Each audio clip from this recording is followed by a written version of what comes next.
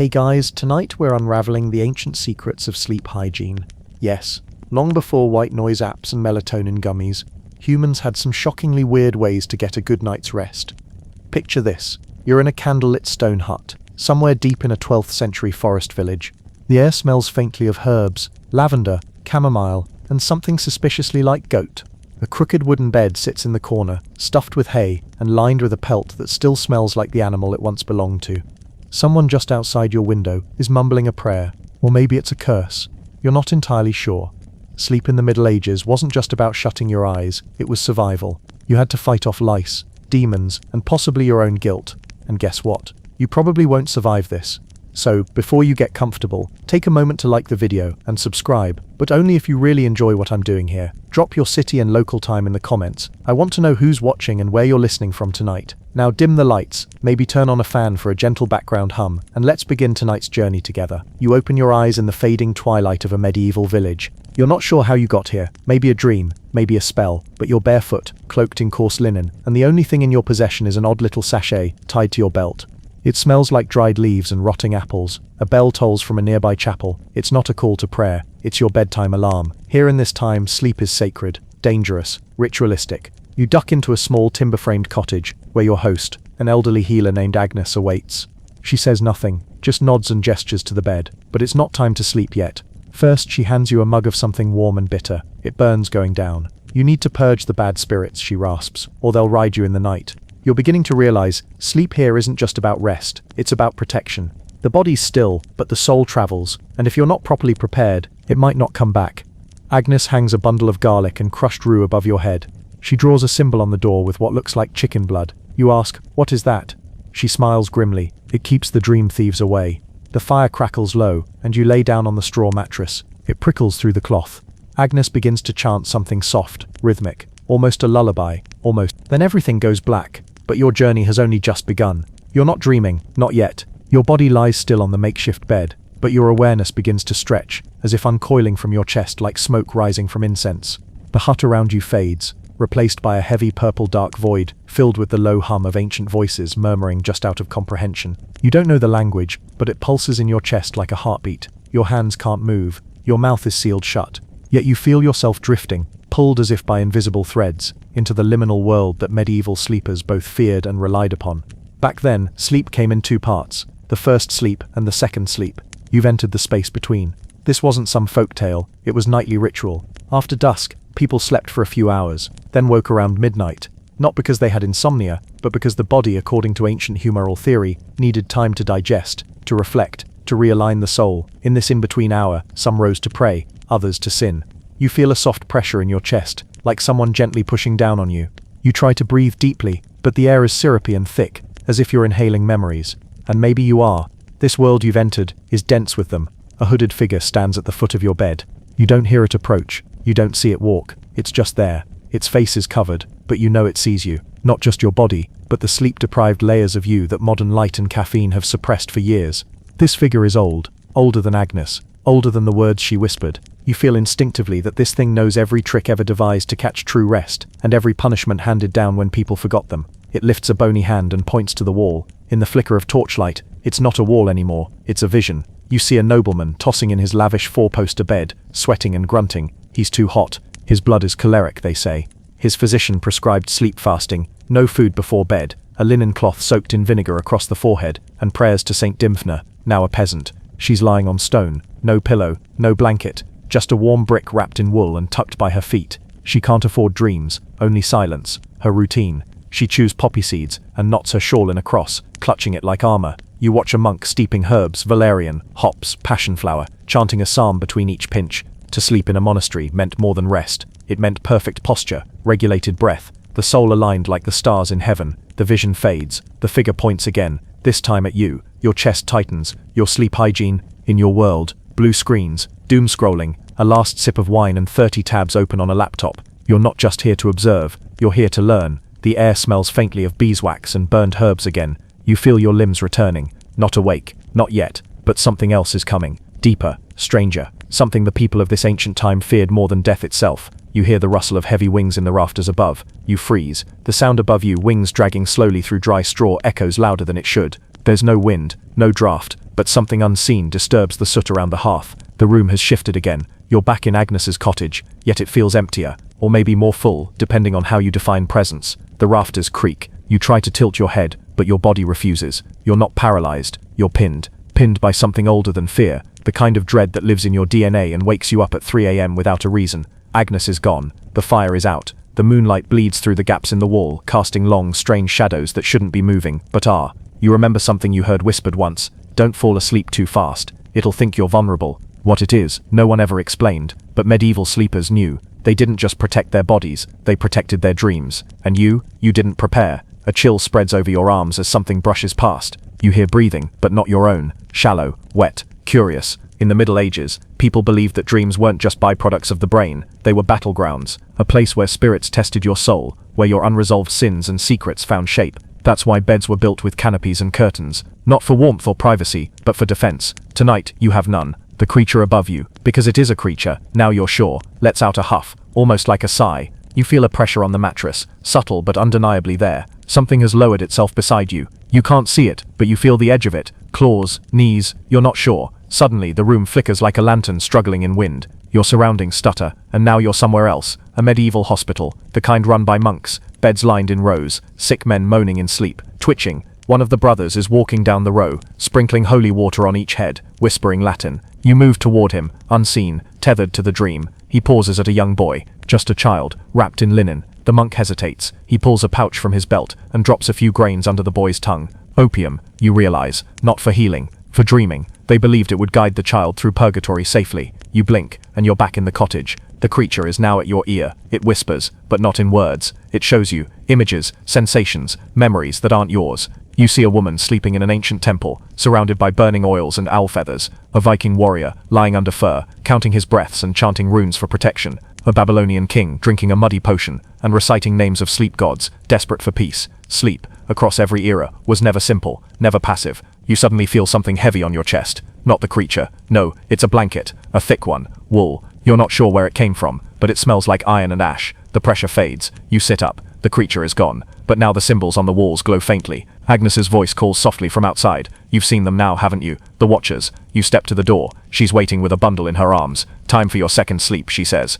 You step outside, barefoot into the chill, your body heavier than before, as if gravity itself has deepened. The earth is damp beneath your feet, slick with dew that hasn't yet frozen. Above, the sky is a velvet curtain pricked with sharp stars. The moon is low and bruised, like it's been watching too long and seen too much. Agnes stands by a dying fire pit. She's wrapped in layers of tattered wool, her silhouette blurred by the steam rising from a clay pot at her side. In her hands she holds a bundle of folded cloth, carefully wrapped and bound with twine. She gestures for you to sit. You do. Without a word, she unties the twine and reveals what's inside, a folded square of rough linen, inside which is packed dried herbs, tightly wound with animal sinew. She places it in your hands. Put it beneath your pillow, she says. It's mugwort and skullcap, so your dreams know where to go and what to avoid. You nod, though you don't entirely understand. Your fingers tingle where they touch the pouch, as if it hums with memory. Agnes kneels by the fire pit and stokes the coals. She adds another handful of dried herbs, and the scent hits you like a tide. Sharp, medicinal, earthy. Your eyes water, your breath slows. This is the hour they called the waking gap, she says, finally speaking in full sentences,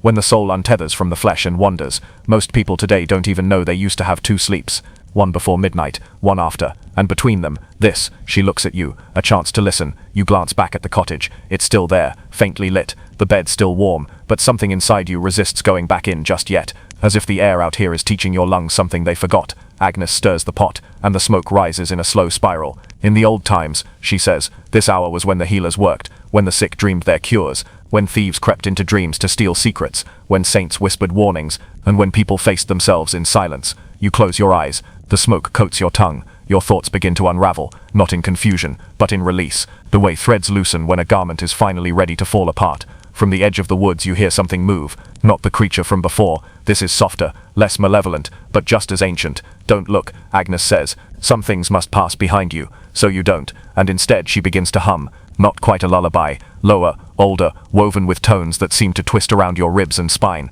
A song meant not to soothe, but to open. You realize she is preparing you, not for rest, but for entry. She takes a coal from the fire, presses it into a small clay bowl, and hands it to you. The flame flickers blue for a moment, then steadies. This, she says, is your invitation. You ask to what? She just tilts her head. To the second sleep. And just like that, the world shifts again. The shadows move forward instead of back. The stars above you begin to hum. You rise, and your body feels like it's vibrating on a different note than the earth. Agnes watches you, her eyes like polished stone. You walk slowly back to the cottage, the coal bowl in your hands casting strange shapes on the ground. The door creaks open without touch. Inside, the bed waits. The symbols on the wall pulse faintly. You place the pouch under the hay-stuffed pillow, lie down, and rest the coal bowl near your feet. Your eyes close, and something welcomes you. But this time, it isn't darkness. It's a door, and it's open. The door is wide, but it isn't made of wood or stone. It's woven of something softer, threads of moonlight and shadow, strands of forgotten lullabies, breath caught in the quiet between heartbeats. You don't walk through it, you dissolve. There's no sound, not at first, just a sense of movement, like the drift of tides in a land without oceans. Then gradually, a soft rhythmic beat begins to pulse beneath you. Not music exactly, but something more primal, a thump, a drag, a groan. You realize it's the sound of people sleeping, not here, elsewhere. Thousands of them, centuries away. You're drifting through the sleeping minds of the past. You pass over the dream of a Roman soldier, his fingers clenched around a phantom sword, his brow furrowed as he battles shadows that whisper in Gaulish. His breath is steady, trained. He believes sleep is discipline, a duty, each breath a form of meditation taught in hushed tones between wars. They called it nocturnus disciplina. You float onward. A Persian astronomer lies in a garden, under a canopy of leaves. His dream is geometric, vast celestial shapes spinning in perfect form. In his time, dream manuals were written, not merely for interpretation, but for decoding the will of the cosmos. He believes his sleep connects him to the stars, and maybe he's right. You pass into a hut carved from ice. An Inuit shaman lies curled near a fire, his mouth open in chant even as he sleeps. His dream is a journey, through animal spirits, ancestors, winds that speak in riddles. In his world, sleep is a ritual of travel, a nightly migration into the wisdom of the unseen. You are drawn into a swirl of color, faster now drifting from sleeper to sleeper, each dream distinct, each culture echoing a different relationship with rest. But they all share one thing, they all protect it. Not like you, not like your world. In your world, sleep is squeezed between schedules, numbed by pills, invaded by buzzing devices. But here, back in time, in this liminal plane, sleep is respected, it is sacred, it is dangerous. Suddenly, your path stops. You are standing, fully formed now in a circular stone room, high walls, no windows. The air hums with energy like a storm waiting to strike. In the center, a bed, no hay, no linens, just stone, and above it, etched into the rock, a mural, figures asleep, their spirits rising into the air, some guided by angels, others clawed at by demons, and some simply vanishing. A woman stands beside the stone slab. She is not Agnes. She wears a robe of midnight blue, embroidered with constellations that move when you blink. Her hair is dark, streaked with silver, and her eyes hold the weight of time. You've crossed, she says. You nod, though your voice won't work here. She gestures to the bed. You step toward it, but hesitate. She tilts her head. Not to lie down, she says, to remember. And with a wave of her hand, the mural begins to move. You see a medieval family, mother, father, children, gathering around a candle. The room is silent. One by one, they make the sign of the cross, then sip from a shared cup. It's warm milk, spiced with nutmeg and honey. This is their ritual. Every night, you see another image, an old man placing an iron knife under his pillow, not for protection from thieves, but from nightmares. It's an old belief. Iron disrupts spirits. He sleeps with the blade for decades. Another, a young girl braiding lavender into her hair before bed, not because it smells nice, because the scent is believed to attract benevolent dream guardians. These were the tools of ancient sleep hygiene, not just herbs and silence, but intention. Every act before bed was deliberate, spiritual, and built from fear and reverence alike. The woman watches you closely. Your kind abandoned these, she says quietly. Now you chase sleep. You fear what you once befriended. You want to answer, to explain the world you came from, but there is no defense against her truth, so you listen. The room darkens, the mural fades, the woman steps back and vanishes into mist, and suddenly, you are alone in the stone chamber. A cold wind sweeps in, the bed is still there. This time you do lie down. Your eyes flutter closed, not in fear, in surrender. There's no falling sensation, no sudden drop. Instead, it feels like you're being remembered, slowly, tenderly, by something ancient, something that has watched generations sleep and wake and forget. You sink deeper, but not down. You move inward, into the marrow of time itself. You're dreaming now, not borrowed dreams, not echoes of others, but something stitched from your own forgotten pieces. Yet it is shaped by the place you've come to know, the old world, where sleep was holy, and the night was a cathedral. You stand on a narrow stone bridge. Beneath you is not water, but shifting images, sheets of dreamscapes, layered like pages in a book. You see children in wooden cradles, swaddled tight with herbs tied around their ankles. You see scholars asleep over manuscripts, quills still in hand, as they whisper formulae into their palms. You see plague doctors in dark candle-lit rooms, prescribing prayers before prescribing powders, each vision a ritual, each sleeper a believer. You take a step forward.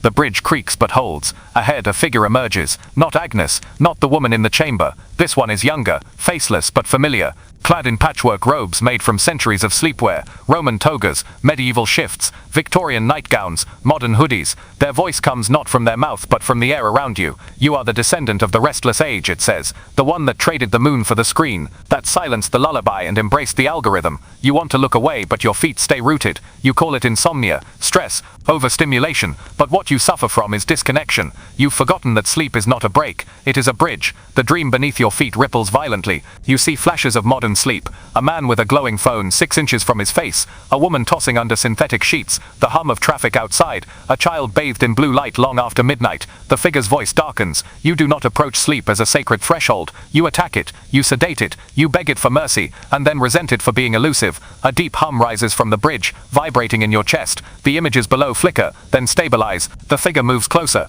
but it can be restored. You blink. The dream changes. You're in a medieval bedroom again, this time more refined. Stone walls lined with woolen tapestries. A fireplace glows softly. A woman in noble dress performs her sleep ritual. She washes her feet in lavender water. She recites a psalm. She opens her window to the moonlight for exactly 5 breaths. No more, no less. Then she closes the shutters and draws heavy curtains across the bed. She lies down, not with exhaustion, but with intention. The figure's voice returns. Each of them new. The night must be prepared for, like a temple before prayer, like the body before communion. You feel something stirring in your chest, a longing maybe, or shame. You've chased productivity, you've stared at clocks, you've counted sheep like they owed you something, but you've never treated sleep like an invitation, and now you're being invited. The dream darkens again, not with fear, with gravity. The bridge beneath your feet begins to dissolve, not crumble. It turns to vapor, lifting you gently into the stars above. There is no panic, only silence. The kind that once filled a base at midnight. The kind you can only hear when your mind finally stops shouting. You're floating now, through layers of centuries, past dreamers who whispered to gods, and those who simply hoped for a night without terror, past lullabies sung in lost languages, past all the old ways of saying, "Good night, protect me, guide me, wake me," and then, a sound, distant, familiar, a rooster, no, a bell. It tolls once, then again, not from the dream, but from the real. Your second sleep is ending. You're being pulled back, not yanked, just guided, like a boat turning with the tide. The stars dim, your breath returns, the earth beneath you reappears, soft and warm. You wake slowly, as if surfacing through layers of warm silk. The first thing you notice is the light, dim, golden and alive with dust. It spills through the slats of the shuttered window, soft as candle glow, not yet dawn but no longer night. The kind of light that only exists in that sacred threshold, the hour between the end of dreams and the beginning of duties. Your limbs feel unfamiliar, as though they belonged to someone else in another lifetime, and perhaps they did. A faint smell clings to your skin, smoke, herbs, something ancient and almost sweet, like burnt honey and moss. The symbols on the walls have gone still. They no longer glow, but you remember every line, as if they're etched behind your eyes.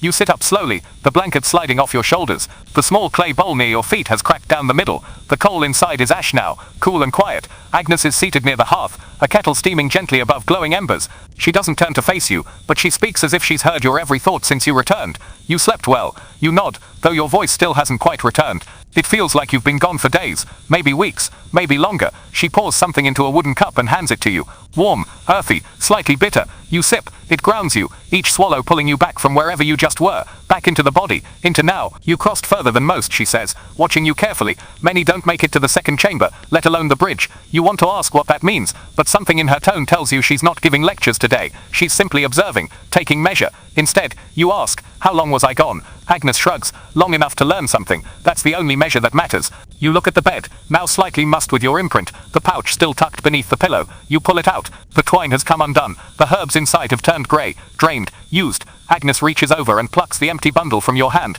You'll need a new one tonight, and tomorrow, and the night after that. You frown. Every night? She raises an eyebrow. Of course, you think hygiene is something you do once and forget. Sleep isn't a reward. It's a practice. You blink, and her words root deep. You were taught to treat sleep like a passive consequence of exhaustion, a background process your body does while you crash. But this world, this older world, knows better. They treated sleep like a skill, a rite, a ritual that required tools, space, and above all respect. Agnes rises and walks walks to a shelf lined with small jars. She begins assembling a new sachet, speaking as she works. In the old days, they didn't ask how much sleep you got. They asked how you prepared for it. They didn't say, I'm tired. They said, the night is upon me. There's a difference. You watch her fold the herbs into linen, each movement deliberate. I don't expect you to return fully to the old ways, she says, not unkindly. But perhaps now you understand that sleep is not something you take. It's something you enter. The words settle in your bones. You look around the cottage, familiar now. The walls, the fire, the silence between sentences, all of it feels heavier with meaning, like everything in this place was built to protect the sleeper inside it. You're beginning to see how your world got it wrong. It sterilized the night, stripped it of ceremony, traded slow surrender for instant shutdown. You've been trying to sleep without being worthy of it. Agnes wraps the new sachet and ties it shut. She hands it to you with both hands, like a gift. You take it, quietly. A rooster crows in the distance, not far. Morning now, officially. The world outside will begin soon, but this moment, this soft lingering pause, is yours. The second sleep is over, but the journey isn't. You look back once more at the bed, and for the first time in your life, you think, tonight, I'll do it differently. You step outside the cottage into the morning haze. The sky is pale and bruised with streaks of lavender and ash. A mist clings low to the ground, like the breath of the earth itself hasn't fully exhaled. The trees, wet with dew, glisten in the early light. The village is stirring, but barely. A door creaks open in the distance. Somewhere, the clink of a bucket being lowered into a well. Crows mutter from the thatched rooftops. You walk slowly, the sleep still inside you, not quite shaken off. Your feet move over uneven ground, soft with mud and old straw, and each step feels more intentional now, as if your entire being is adjusting to the knowledge you've acquired, making space for it. Sleep is no longer just a biological demand to you. It's a threshold, a ceremony, a realm, and you have crossed it. You pass by other cottages, windows just beginning to glow with lantern light. You glance inside one briefly. A woman braids herbs into cords and hangs them over a crib. In another, a young man wipes down a wooden bed frame with what looks like rosemary oil, murmuring something under his breath. You realize their sleep rituals don't end with waking. They prepare now, in the daylight, for tonight, for the journey they'll take again. The village healer, Agnes, or perhaps someone like her in every generation, is not rare here. Every household has inherited a piece of the old ways, a rhythm, a respect for sleep passed down like heirloom seeds. In your world, rituals have become routines, a list of hacks, ARPs, productivity metrics. People drink caffeine to cheat fatigue and take pills to cheat wakefulness. You've watched your world sanitize rest until it was just another checkbox. But here sleep is alive, and so is the night. As you make your way to a small clearing at the edge of the woods, a gust of wind carries the scent of damp earth, flowering thyme and something sweeter, like dried dates or fig, sticky with memory. There's a bench carved from a single fallen tree. You sit, you listen, birdsong rises with the sun. It's then that you remember something you saw in the dream. A vision flickering just beneath the surface, now rising. A massive library, built into a cliffside, shelves carved from stone, filled not with books, but with dream satchels, bound scrolls, and slivers of bark etched with sleep prayers. In the center, a great brass bowl filled with liquid night, thick, luminous, endless. You remember walking its halls, barefoot, a whisper at your side. Every dream dreamt leaves an echo. Every sleeper leaves a trace. That place exists, not physically maybe, but in the world that Agnes inhabits. It is real, and it holds the records of sleep across centuries. You wonder what echoes your dreams have left behind. A rustling sound snaps you back to the clearing. A fox passes silently at the tree line. It doesn't look at you, but it knows you're there. For a moment it feels like it too has dreamed of you.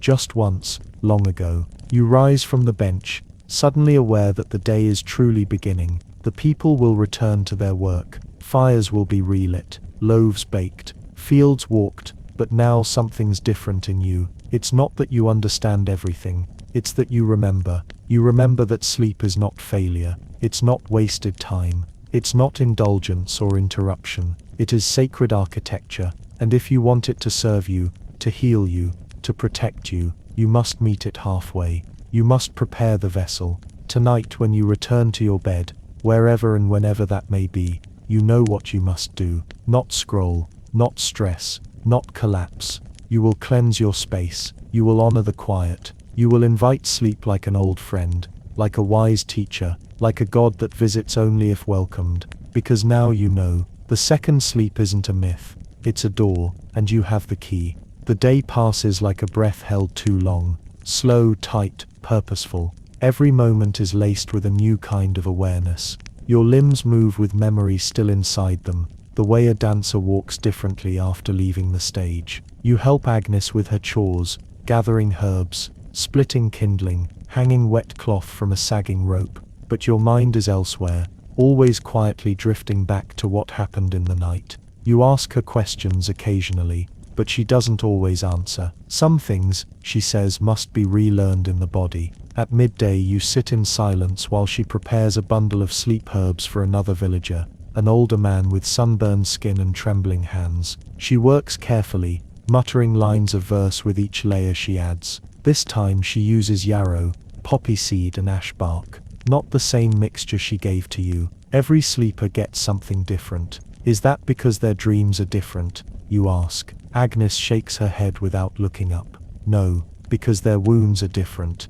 The man comes to collect it just before dusk. He doesn't make eye contact. He presses a small silver coin into her palm, and she accepts it without a word. No instructions are exchanged. They're not needed. You help her close the shutters, one by one. Each creaking hinge feels like the closing of a chapter. As night approaches, a strange calm settles over you. There is no anxiety about sleep, no tension, only readiness. The knowledge that something must end, so that something else may begin. You eat a small meal, warm lentils, goat cheese and bread still soft from the afternoon hearth. You drink a bitter tea laced with something floral and sharp. Agnes sits with you but does not speak. The quiet is not awkward, it is ceremonial. Later in the candle-lit dim, she places a basin of warm water at your feet. Inside it floats rosemary, chamomile, and crushed thyme. You place your bare feet into it, and close your eyes. The warmth seeps up through your bones like a blessing. This too is sleep hygiene, not the modern kind, the kind that lives in product reviews and top 10 lists. This is the kind that lives in the soil, in memory, in practice passed down not by books but by hands. Agnes begins to hum again, that same haunting melody from before, but this time you recognize it, not the tune, but the intention. It's a lullaby not to lull the body, but to draw the soul inward, to anchor it in the self, so that when the dream comes, you don't lose your way. You dry your feet, and she hands you the new sachet. You press it to your face. It smells different, more grounding, more bitter. You're ready, she says, and for the first time you realize that's not a statement, it's a permission. You return to the bed, the same place, but not the same person. You lie down, holding the sachet to your chest until your breathing slows. The pillow is rough but comforting. The symbols on the wall are quiet, but still present, watching, maybe, or waiting. You do not drift this time. You descend, and you descend willingly. There's no resistance, no fear. You've come to understand that sleep isn't something you lose consciousness into. It's something you offer yourself to, like crossing a sacred threshold barefoot and unarmed. This time the dream arrives gently, not like a storm, not like a shadow, but like a tide. It carries you into a forest, not one you recognize, but one that recognizes you. Trees bend slightly as you pass. The wind hums with the song Agnes sang,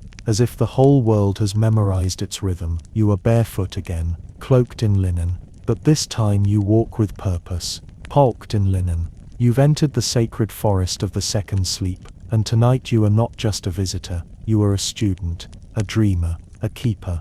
The forest deepens around you, thick with symbols and scents, some ancient, some strangely familiar. Eyes blink from tree hollows, stones glow faintly within a light. Everything feels alive, but more than that, everything feels aware of you, not threatening, just observant. You move forward, and in the distance through the mist you see it, a door, not woven of light this time, but carved into a standing stone, covered in symbols you now understand. You walk toward it. Your hand hovers just inches from the stone door. It radiates warmth, not the heat of fire, but the kind that comes from something long forgotten being remembered. The stone pulses under your fingers, like a breath held beneath its surface. As your skin finally makes contact, something deep within the dream clicks into place. Not an opening, not yet. First a recognition. You. The dream recognizes you now. The carvings on the door begin to move, slowly at first shifting like roots rearranging beneath the surface of the earth. Lines twist and uncoil, forming patterns, moons, feathers, eyes, stars, branches, bones. You see a sleeping figure curled at the center of a spiral, surrounded by concentric rings of symbols, one for each layer of sleep, one for each age of dreamers. A voice begins to speak, not from behind the door, not from the forest, but from inside your own chest. It is soft, but immense, like the sound of snowfall magnified. Do you enter as a thief, or as a pilgrim? You don't answer aloud. You don't need to.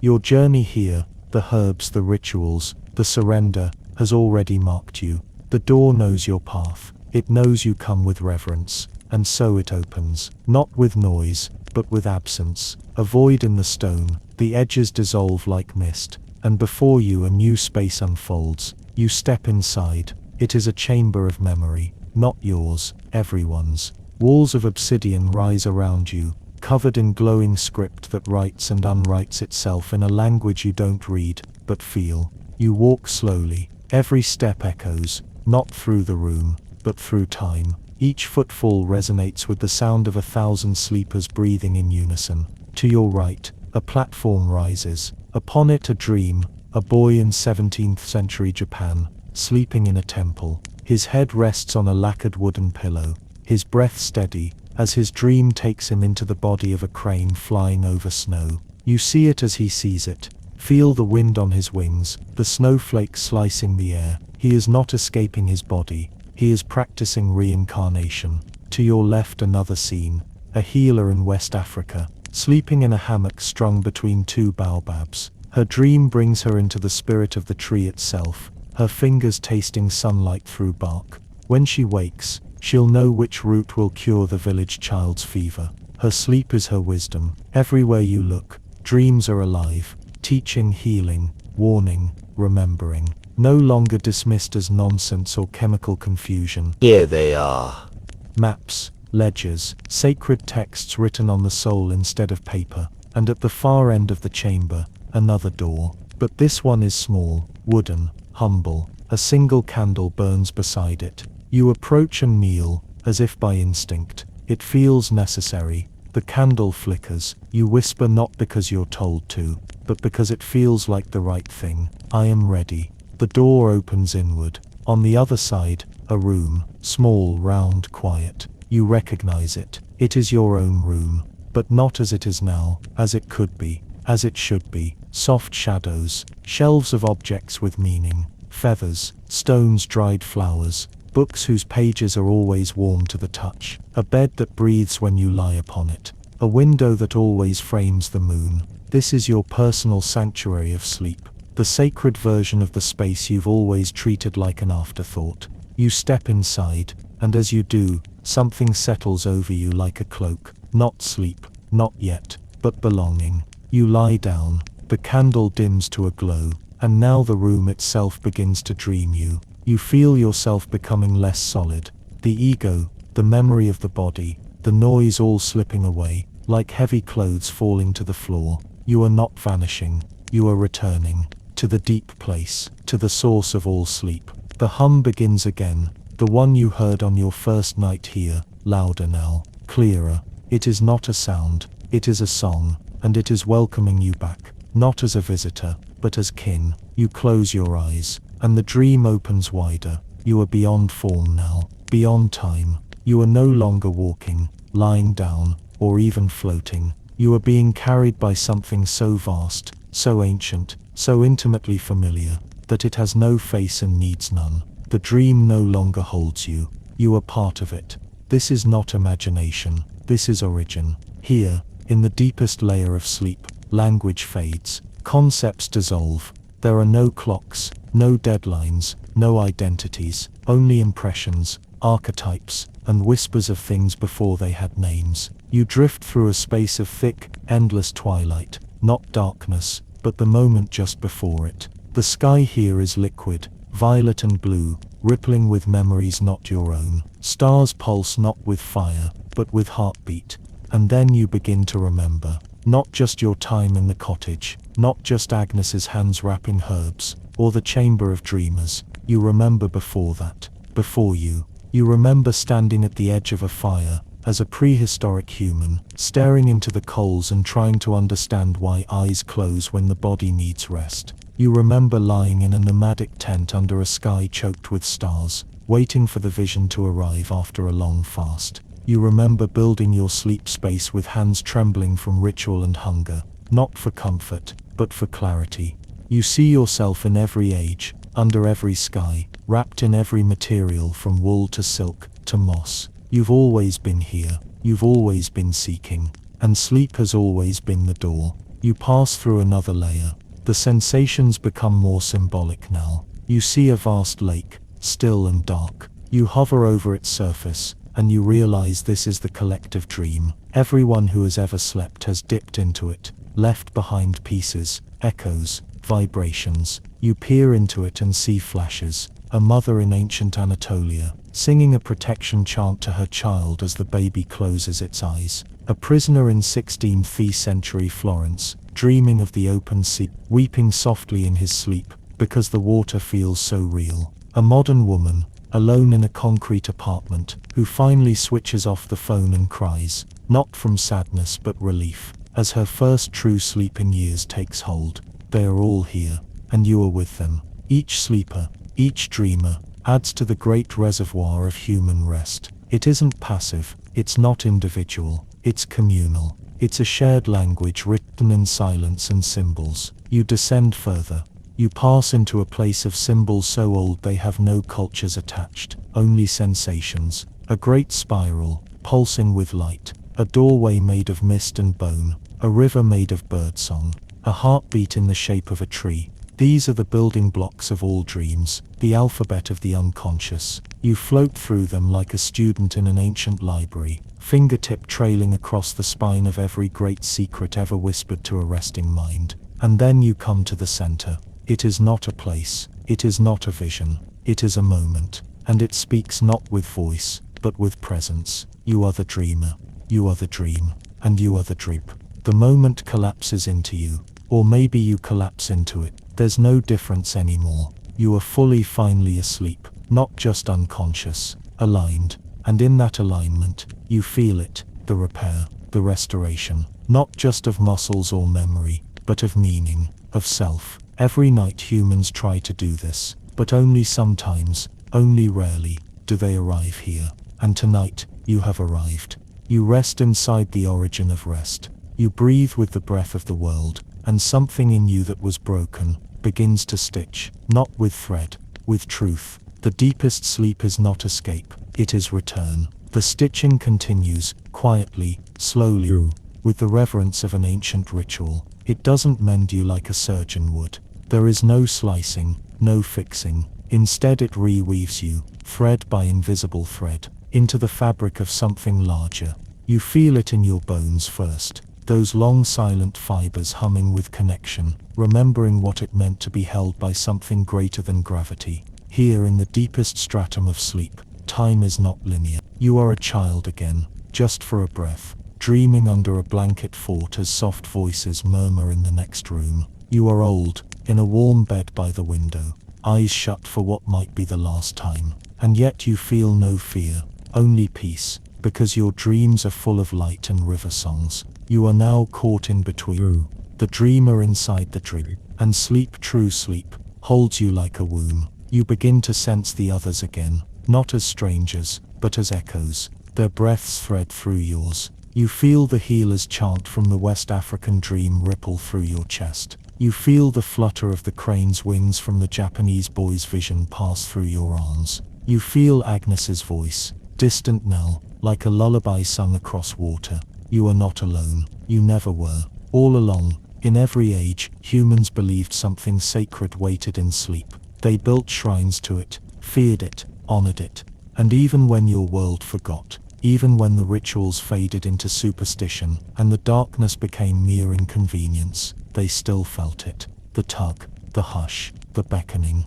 This is what they meant when they warned not to sleep angry, when they sang lullabies laced with spells, when they placed blades, stones and holy words beneath their beds, not for monsters, but for the truths that rose in the night. And now you understand. You have crossed through restlessness, through sedation, through ritual, through remembrance, and now you've reached the core. Here in the center of sleep, you feel something ancient begin to open, something vast and endlessly gentle, not a voice, not a god, something older than either. It speaks in sensation, in presence, and this is what it says: sleep is the teacher of humility, because in sleep you surrender everything, control, ego, fear. You fall, not knowing what waits, and only by that surrender can you be made. Sleep is the keeper of memory, not just of names and facts but of soul, of grief not yet mourned, of joy not yet processed. Dreams don't forget,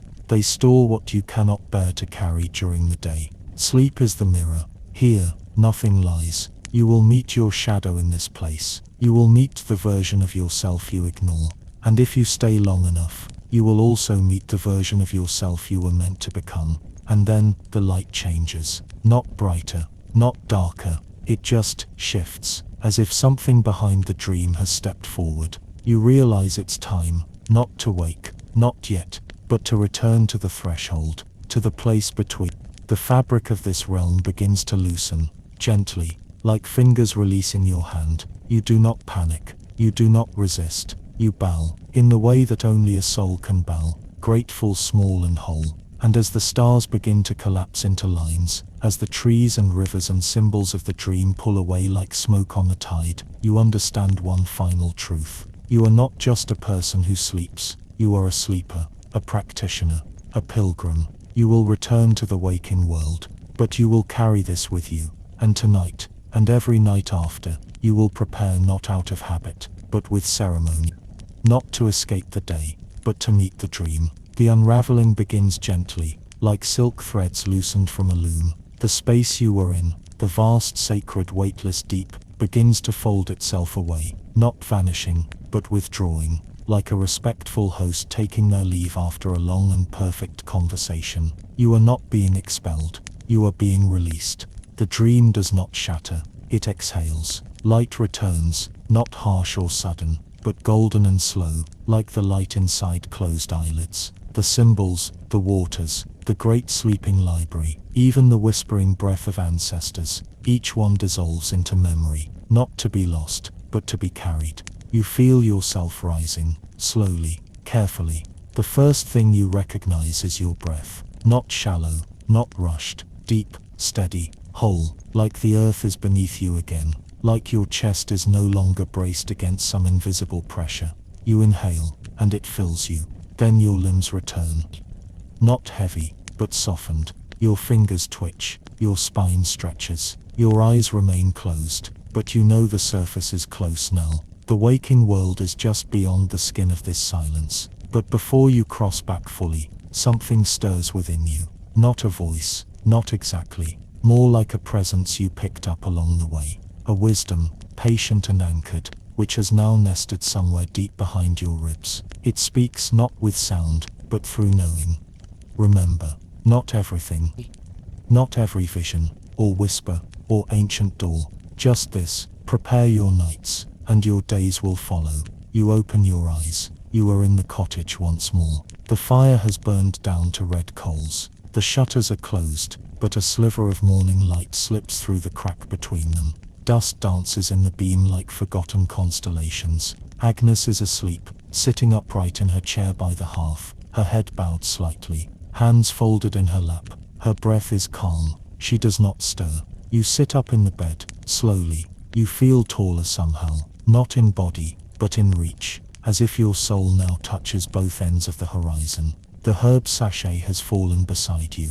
You pick it up. It's dry, empty, used. You hold it gently, like a letter you've read 100 times but still cannot throw away. The symbols on the wall glow faintly, not like before, no longer mysterious or beckoning.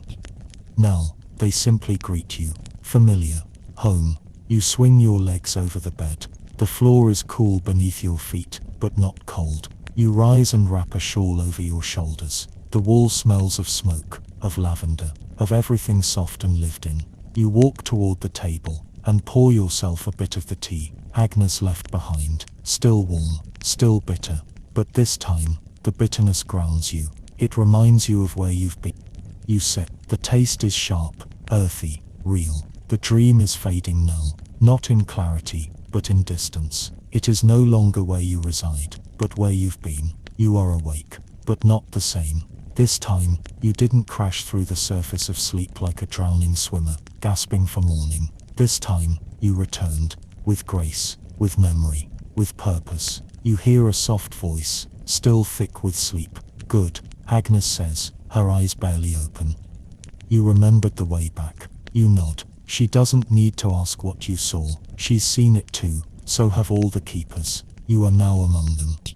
Maybe not forever, but for now. You help her rise. You fold the linens. You clean the tea bowls. No words are needed. Every act is part of the ritual. Even this, waking well.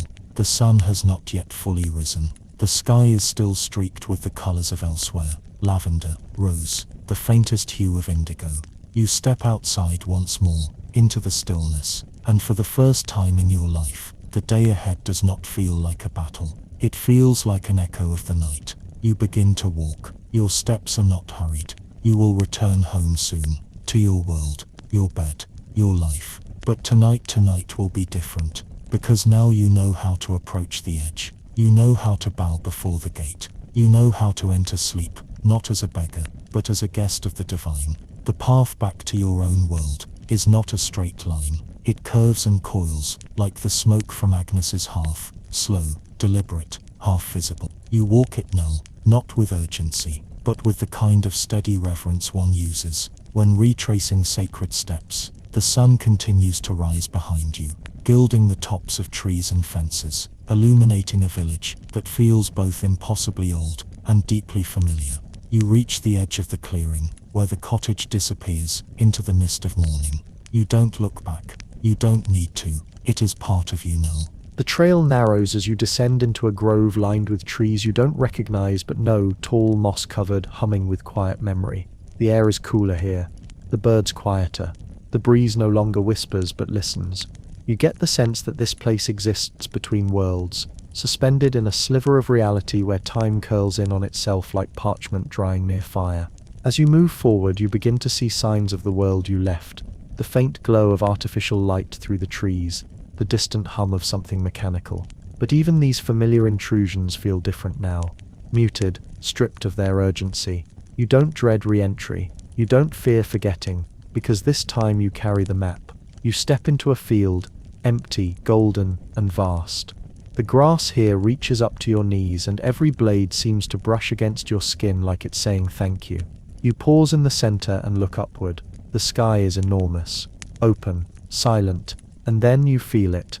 A change in the air, a presence rising around you, not heavy, not imposing, just waiting. You turn slowly, and there it is, a mirror. Freestanding, tall as a door frame, shaped like an arch. Its frame etched in metal that shimmers with images, sleep herbs, phases of the moon, hands washing with river water, the spiral of the second sleep. You step closer. The reflection staring back at you is familiar but altered, not in appearance. In posture, you are standing differently, not taller, not stronger, but with root. Like something in you has found ground and grown down into it. Your shoulders are soft, your eyes clearer, your chest open, not braced against life, but open to it. And your reflection smiles, not a grin, a knowing smile, a you remember now smile. Then the mirror begins to shimmer, not violently, not suddenly, just enough that its surface ripples. It's opening. You take a breath, the deepest of your life, and you step through. It is not a teleportation. It is not magic. It is a reunion. Because you are not leaving something behind. You are bringing it with you, and when you open your eyes, you're home. But not in the way you left it. Your room is quiet. Early morning. Your bed is slightly tangled from sleep, but warm, safe, familiar. The light through your window is gentle. You smell something faint, maybe lavender from your pillow, or just the echo of the dream clinging to your skin. You sit up slowly, Everything around you is unchanged, but you are not. You walk to your window, open it, and let the air in.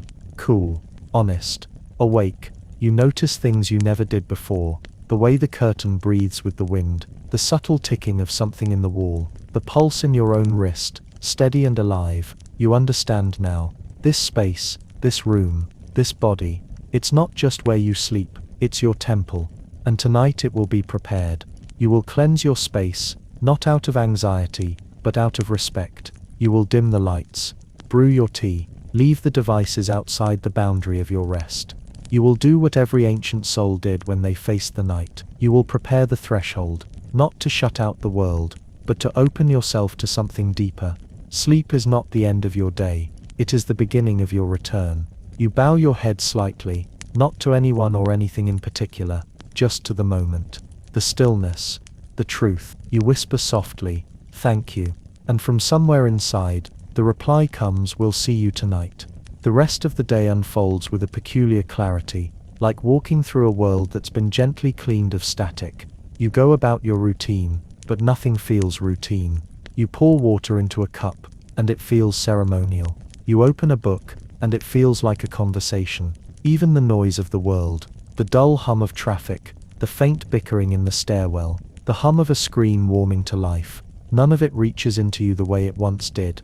It all stays outside now, because something in you has remembered how to draw a line. You are not floating through life, nor are you armoring yourself against it. You are simply holding the boundary where day ends and night begins, and protecting it like sacred ground. You make quiet decisions. You move slower. You breathe deeper.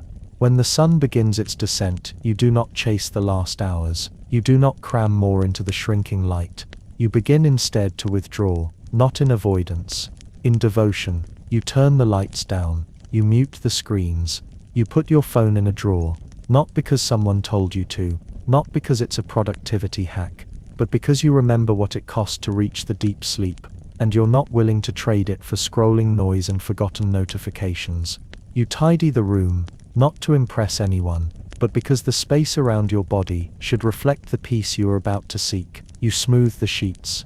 You light a candle. You drop a few dried herbs into a bowl, not many, just enough for the scent to rise and soften the edges of the air. You do not rush. You do not resist. You honor. As the sky darkens, you begin to hum, not a song you know, but something old and familiar. You don't even realize you're doing it at first. It rises from your chest like steam from warm tea, a small gift to the space, a way to tell the night, "I'm here, I'm ready." And the night hears you. It answers in little ways. The quiet becomes fuller. The shadows stop reaching and start embracing. You sit at the edge of your bed and close your eyes, not to sleep yet, but to mark the moment, to stand even if only in spirit, on the bridge again, the one you crossed, the one you now keep. You whisper a short phrase, not religious, not memorized, something true, something simple. "I let go now." And you do. The thoughts don't stop, but you no longer chase them. The fears don't vanish, but you no longer serve them. You let yourself be. In this room, in this breath, in this hour, you lie down, and the bed receives you, not just as weight, but as intention. You feel the shift immediately, like stepping through a veil. The world outside your walls continues, but it no longer owns you. You are no longer part of the noise. You have entered sleep's territory. The pulse slows, the breath deepens. There is no panic, no guilt, no pressure to perform sleep, to harvest it for some tomorrow's task. You are here, now, and that is enough. You understand that the body sleeps, but the soul journeys, and yours. It remembers the path now, back through the trees, back to the mirror, back to the chamber of memory, back to the place where the dream is not escape, but education, a classroom, a temple, a healing. You are crossing the threshold again, but not like last time. This time there is no hesitation, no doubt. You are not a tourist anymore. You are a keeper, a practitioner of sacred rest, and the night, vast and holy, welcomes you home. The descent is seamless. You feel no jerk of transition, no sudden drop into darkness, only a gentle unraveling, as if your body is a scroll being opened in reverse. Each breath draws you further in. Each heartbeat smooths the edge between waking and sleeping. until even the idea of day becomes soft and unimportant. You enter the dream quietly, this time. No symbols, no firelight, just presence. A soft field stretches out before you. The grass moves in waves, though there is no wind. The sky above is thick with stars, not scattered, but arranged, deliberate, like a message written for those who know how to read. You feel yourself drawn to them, not upward, but inward. They shimmer not from light, but from memory. Each one pulses with the dreams of others, of ancestors, of all who've ever slept in reverence. You walk barefoot, not because you must, but because it feels right. The ground is cool and damp, but welcoming. You pass no creatures, no voices call out, yet the field feels full, alive with attention. You are not alone, even though you see no one. The others are near, not as shapes, but as sensations. Each step draws you closer to a presence you cannot name, but have always known. You reach a circle of stones, tall, smooth and humming faintly. This place is not new. You've stood here before, perhaps in a dream long forgotten, perhaps in a life you once touched briefly like a thread between lives. Inside the circle, the air changes. It thickens not oppressively, but with meaning. This is a sacred place within a sacred place, the center of sleep's temple, and you are invited. You kneel in the grass. No one tells you to. No ritual demands it. Your body simply knows. You place your palms flat on the earth, and the earth answers, not in words, but in warmth, rising up through your skin, like water pulled through roots. To something ancient stirs beneath the soil. A memory, a question, a promise, and then you hear it. A voice, yes, but not like Agnes's, not like your own. This voice is plural. It is made of 1,000 others speaking in perfect harmony. Male, female, old, young, past, future. It doesn't speak to your ears. It speaks to your soul. You are the bridge. You don't move. You carry the waking into the dreaming. You carry the dreaming into the waking. The stars above shift, slowly as though adjusting themselves in the sky. One breaks away, and falls, not as a streak of light, but as a descending thought, shaped like fire, weightless. It enters you. You do not flinch. It burns but gently, burns away what no longer belongs, and you understand something then. All your life, you have thought of sleep as a kind of death, a pause, a silence. But now you know, sleep is translation from noise to music, from surface to root, from survival to meaning. You rise slowly. The star still glows inside your chest, faint and steady. You look at your hands, and for a moment they are made of light, translucent, humming, awake in a way you've never been before. You are not dreaming, you are dreamed. The stones around you vibrate slightly, as if acknowledging your understanding, as if nodding. Then the field begins to dissolve, not in fear, not in urgency, but as a book closes after its final page. You are being lifted again, upward, outward, back into the body, back into the space of breath and bone. And as you go, you carry the echo of the voice with you. Protect the threshold, honor the passage, carry the light. The darkness fades to a soft blur of grey. The grey sharpens into shape. Your room returns. Cool air moves against your skin. The blankets are real. The pillow beneath your head is real. You are back, but you are not the same. You lie still for a long while, not because you are disoriented, not because the dream clings, but because you remember everything. Every layer, every breath, every word, spoken in the silence beneath silence. The room around you is dim, the early hour before dawn. Nothing stirs, not even the curtains, and yet you feel the universe, inside you still humming from the journey. You haven't just slept, you have been initiated. The air feels different, denser, almost ceremonial, as though your room has become a temple overnight. Nothing's changed in the physical layout. The furniture stands where it always has. The books lie in their quiet stacks. The candle on the nightstand is now only a stub of melted wax. But the space has shifted. It recognizes what you've brought back. And so do you. You sit up slowly, with the kind of intention usually reserved for sacred rites. No alarms, no jolts, no to-do lists pressing down on your chest. You breathe and it feels like breathing for the first time.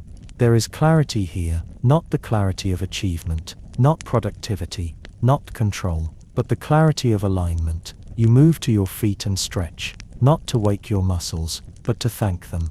They carried you through the liminal world. They held the vessel steady as your soul drifted. At the edge of your vision, a flicker, a dream remnant. It's Agnes's face. Just for a second, her eyes warm, her mouth still, her voice, a memory. Now you remember the way back.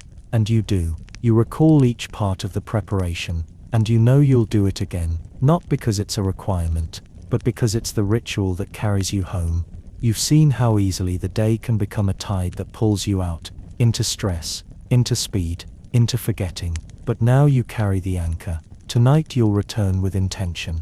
You'll clean your room, not to organize, but to bless the space. You'll brew your herbs, not for sleep, but for sanctuary. You'll dim the lights, not to rest your eyes, but to signal the soul. The gate opens soon. You'll lie down not to collapse, but to enter, because you've seen the place where sleep is sacred. You've walked in the realm where dreams are crafted by the old ones, kept in chambers built before language. You've sat in the circle of stones where the self is burned clean and reborn. And now the day must be lived, not survived, lived from a center that holds. So you make a simple vow to yourself, not spoken aloud, but written deep inside your new quieter body. Every night, I will return, and every morning, I will rise clearer.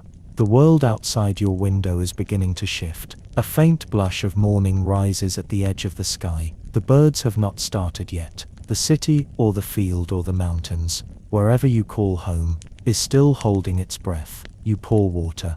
You drink slowly. You move with reverence. No one watching you would know what you've experienced, but you do. You've gone to the place where rest is not absence but presence, where dreams are not random but revelatory, where sleep is not death, but rebirth, over and over again, each time you surrender with grace. The dream still sings faintly beneath your skin. It always will. You do not need to cling to it, because now you know how to return. You know how to prepare the threshold. And tonight when the sun dips low, and the noise of the world fades into static, you will remember. You will turn inward. You will walk once more toward the gate, the mist, the chamber, the light. Not because you are tired, but because you are called. And sleep will answer, as it always does, when invited with care. The day passes like a quiet ripple across still water, subtle, continuous, without struggle. You go about your life with the same tools, the same tasks, the same routines, but they don't feel the same. Not anymore. Something has changed, or more accurately, you have. You notice the pause between things. You notice how the light moves through a room, how your hands feel against wood, glass, fabric. You notice the impulse to rush, and you smile gently at it, as though soothing a child. No need to hurry, no need to conquer the day, because now you understand the day isn't a race to the next night. It's a prelude. Every hour, every breath, is part of the winding path back toward the sacred gate of sleep. And this path begins long before the pillow. You choose your words more carefully. You listen more than you speak. You let others talk over you, and you don't mind. You're not trying to win the conversation. You're simply here, fully, because sleep has taught you presence. It's not just in the dream that truths are revealed. It's in how the dream teaches you to live, to notice, to stay. And in the middle of the afternoon, you pause not from exhaustion, but remembrance. You step outside, or maybe you just sit by the window, and for one moment you simply breathe, not with effort, but with awareness. The light hits your face, the air moves across your skin, and you feel it again, that same hum from the dream, now pulsing softly beneath your ribs. Not loud, not magical, just present. You carry it all day, through moments of frustration, through boredom, through joy, through noise, and silence alike. And as evening arrives, you begin your descent again, not into passivity, but into preparation. You clean the space where you'll rest, not because you must, but because the soul prefers order when it journeys. You prepare your tea, not because you're thirsty, but because the ritual signals to your body, we are returning. You dim the lights, not because darkness is sleep, but because gentleness is the gatekeeper. You turn off the television, you silence your phone, you place your hand briefly over your heart and whisper to yourself, not from habit, but because it's now part of the practice. I am leaving the world, and I will come back whole. Your room glows softly in candlelight or lamplight. however you choose. The air is quiet. The edges of the day fall away like crumbling leaves, and your mind does not chase them. You lie down, not collapsed, not defeated, but invited. The bed receives you. The pillow cradles your head. The silence grows full, not empty, but deep, and the descent begins again. No fear, no grasping, just surrender. The world spins outside your walls, but you are beyond it now. You drift, and as you slip past the veil between worlds once more, you see it, the spiral. It turns slowly, infinitely, without beginning or end. It waits for you. It always has. You float toward it, not as a passenger, but as one of its keepers, because now you understand, sleep is not separate from life. It is its counterweight, the balancing half of the circle, the breath in between sentences, the answer beneath the question. You close your eyes, and the door opens once more, not just into dream, but into knowing. And as you pass through the spiral's center, the dream itself smiles, because you didn't forget. And this time, you came willingly. The spiral welcomes you, not with arms, not with sound, but with recognition, as if it remembers every version of you that has ever drifted into sleep, half aware, half lost, yearning for a peace you couldn't name. But tonight you come as one who remembers, as one who knows the ritual, as one who belongs here. The spiral does not spin, you do, or rather your sense of time does. Your sense of self unspools, gently like yarn in water. The boundaries blur, where your skin ends, and the dream begins is no longer important. You are immersed now, not in fantasy, but in truth unspoken by waking minds. Images rise to meet you, not chaotic, not random, meaningful. You see a sleeping fox beneath snow, its breath pulsing softly through the white, not hunted, not afraid, only be. You see an elderly woman lighting candles at dusk. Her room is small, her walls cracked, but the care she takes is precise.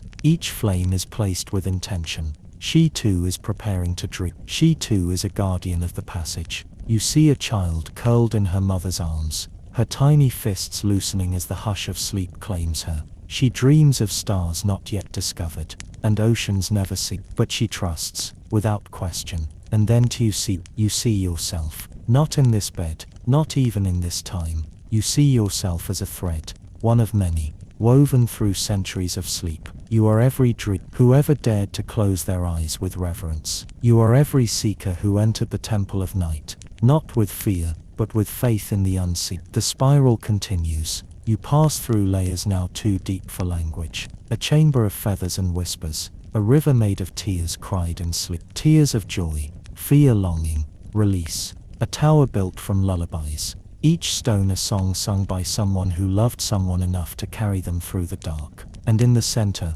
again you arrive. Not at a throne, not at a revelation, but at a mirror. It shows not your face, but your sleep self. The version of you shaped by every surrender. The part of you that sees clearly, that holds no mask, that understands the world not through knowledge, but through knowing. And this self speaks, not with words, but with feeling, straight into your core. You have remembered what others have forgotten. You have honored what others overlook. You are the vessel now.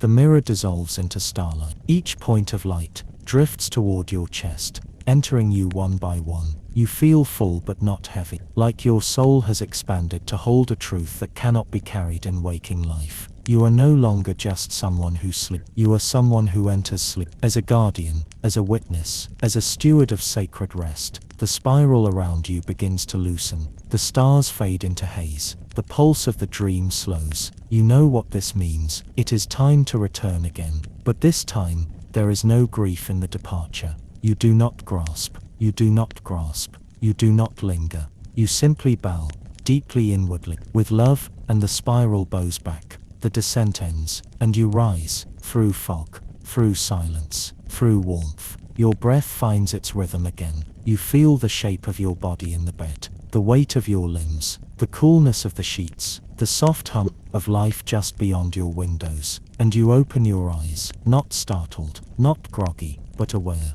fully, completely, peacefully. You are awake, and the dream is not gone. It is with you now. In every step, in every breath, in every act of stillness you offer the dead. You have returned, but you brought something sacred back with you. A key, a map. You rise before the alarm. There is no need for it now. Your body knows. Your soul has already stirred. You move slowly, not from tiredness, but from reverence, as though standing up might wake the rest of the world too fast, too loudly. You sit on the edge of the bed, feet touching the floor, and you breathe in out. Nothing about the morning is extraordinary, and yet, everything is. The air feels clearer, the light through the window more honest. Even the silence carries a kind of presence, like the echo of something holy that hasn't quite faded. You stretch. You whisper a thank you, not to anyone, just to everything. The bed, the air, the body that held you as you crossed through the night, and returned bearing something golden, invisible, alive. You move through your space like it's sacred, because now, it is. The room is no longer just a container. It's part of the rhythm, the ritual, a place where the veil lifts, where the false things fall away. You fold the blankets with care. You touch the windowsill as you pass, grounding yourself in the physical, but keeping your spirit tethered to what you touched in the spiral. Everything feels more intentional now. The way you walk, the way you wash your face, the way you choose your clothes, not to perform identity, but to move through the day in alignment with the quiet that now lives inside you. And as the world begins to knock again, notifications, headlines, the buzz of urgency rising like steam, you notice something else. You don't flinch, you don't brace, you don't rush to rejoin the noise, because now you hold a center that doesn't shake, and with it a secret so old, so pure. It has outlived empires and kings, rituals and religions, passed down not in words, but in muscle memory, in lullabies, in the hush of twilight. When someone says, "Let's get you to bed," the secret is this: sleep is not the absence of life. It is life's reset, its restoration, its deepest truth, and you are no longer a stranger to it. You are a participant, a keeper, a messenger. You step outside, into the day, into the city, or the countryside, or wherever your life unfolds. The noise is there, the chaos, the heartbreak, the work, but you carry something that others can feel, even if they don't know why. You are rested, not just physically, spiritually, soulfully. You are anchored in the ritual, in the story, and when night returns again, as it always does, you will not resist it. You will welcome it. You will dim the lights early, not to rush sleep, but to open the door. You will steep your tea, not for sedation, but for signaling. You will slow your breath, not to fight stress, but to prepare the threshold. You will lie down, not to escape the day, but to enter the night with intention, because now you understand. The journey of sleep is not just between you and your pillow. It is a return to something vast. It is a rejoining with the oldest truth we share, that no matter who we are, powerful, poor, lost, loved, we all must close our eyes, and in that sacred surrender, we find our real shape. And so when others ask, "What's your secret?" you smile. You don't explain. You don't preach. You simply whisper, "I remembered how to sleep." And when you say it, you mean something far deeper, because you've seen the chamber, the spiral, the stones, the stars. And every night, as you walk the path again, you walk it not as a wanderer, but as a light bearer, as someone who knows sleep isn't what happens when the day ends. Sleep is where the soul returns, to begin again. Now go, breathe deep, close your eyes. The spiral is waiting, and it remembers you.